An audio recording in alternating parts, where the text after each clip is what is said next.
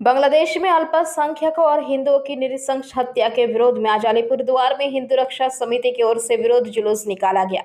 विभिन्न मांगों की परिक्रमा करते हुए विरोध जुलूस डुअर्स कन्या के सामने और वहां उन्होंने विरोध प्रदर्शन किया। रैली में शामिल लोग बांग्लादेश में अल्पसंख्यकों और हिंदुओं की नृशंस हत्या के खिलाफ नारेबाजी कर रहे थे। এই যে বিক্ষোভ মিছিল কি বিষয় আপনারা কি দাবি করছেন কি বলবেন? আমরা বিগত কয়েকদিন ধরে সংবাদ মাধ্যমে, সংবাদপত্রে বা ফেসবুক, ইলেকট্রনিক মিডিয়া, সোশ্যাল মিডিয়ায় দেখতে পাচ্ছি যে বাংলাদেশে ছাত্রদের দ্বারা সেখানকার সরকারের কাছে কোটা বিরোধী যে আন্দোলন শুরু হয়েছিল এবং পরবর্তীকালে সরকারের বিরুদ্ধে বৈষম্য বিরোধী যে এক দফা আন্দোলন এবং তার চূড়ান্ত পরিণতিতে শেখ হাসিনা সরকারের পরাজয় এবং শেখ হাসিনার বাংলাদেশ ছেড়ে চলে যাওয়া, তার পরবর্তীকালে সেখানে যে সহিংস পরিস্থিতি তৈরি হয় এবং বাংলাদেশের বসবাসকারী যে সংখ্যালঘু সম্প্রদায় হিন্দু, বৌদ্ধ, খ্রিস্টান, আহমদিয়া, এমনকি আওয়ামী লীগের নেতাকর্মী, বুদ্ধিজীবী, কবি, সাহিত্যিক, সঙ্গীত শিল্পী, সুশীল সমাজ প্রত্যেকের ওপর যে একটি অমানসিক নির্যাতন নেমে আসে, বিশেষ করে সেখানকার যে তৎপর মৌলবাদী গোষ্ঠী তারা সংখ্যালঘু হিন্দু সম্প্রদায়, তাদের বাড়ি ঘর, ব্যবসা প্রতিষ্ঠান, মঠ মন্দিরের ওপর হামলা করে।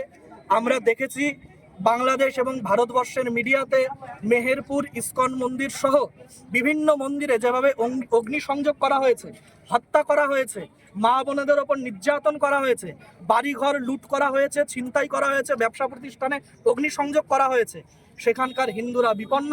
তাই সারা ভারতবর্ষ জুড়ে প্রতিবাদের আওয়াজ উঠেছে। আমরা আলিপুরদুয়ারে হিন্দু রক্ষা সমিতির আহ্বানে আলিপুরদুয়ারের সর্বস্তরের মানুষ, শুভবুদ্ধি সম্পন্ন, হিন্দু চেতনা সম্পন্ন সনাতনী মানুষ, বিভিন্ন মঠ মন্দির থেকে অনেক সাধু সন্তরা এসছেন, সমাজের বিভিন্ন স্তরের থেকে অনেক মানুষরা এসছেন, দলমত নির্বিশেষে এসেছেন। আমরা মাননীয় জেলা শাসক মহাশয়ের কাছে এসেছি একটি ডেপুটেশন নিয়ে। আমাদের একটাই দাবি যে কেন্দ্রীয় সরকারকে এই দায়িত্ব নিতে হবে, কারণ বাংলাদেশ আমাদের প্রতিবেশী দেশ। 1947 সালের আগে তা ভারতবর্ষের অবিভাজ্য অঙ্গ ছিল। তাই সেখানে যদি কোনো দুর্ঘটনা হয় সেটা আমাদের জন্য বেদনাদায়ক। তাই সেখানে বসবাসরত সংখ্যালঘু হিন্দু সম্প্রদায় তৎসহ সেখানকার যে সুশীল সমাজ প্রত্যেকের জীবনের নিরাপত্তার দাবি সুনিশ্চিত করতে কেন্দ্রীয় সরকারকে বাংলাদেশ সরকারের সঙ্গে ডক্টর মোহাম্মদ ইউনূসের নেতৃত্বাধীন যে অন্তর্বর্তীকালীন সরকার তৈরি হয়েছে তার সঙ্গে আলোচনা করতে হবে এবং ब्यूरो रिपोर्ट पीवीटीवी न्यूज़। नियमित अपडेट एवं दुनिया भर की ताज़ा खबरों के लिए हमारे फेसबुक पेज को फॉलो एवं यूट्यूब चैनल को सब्सक्राइब करें।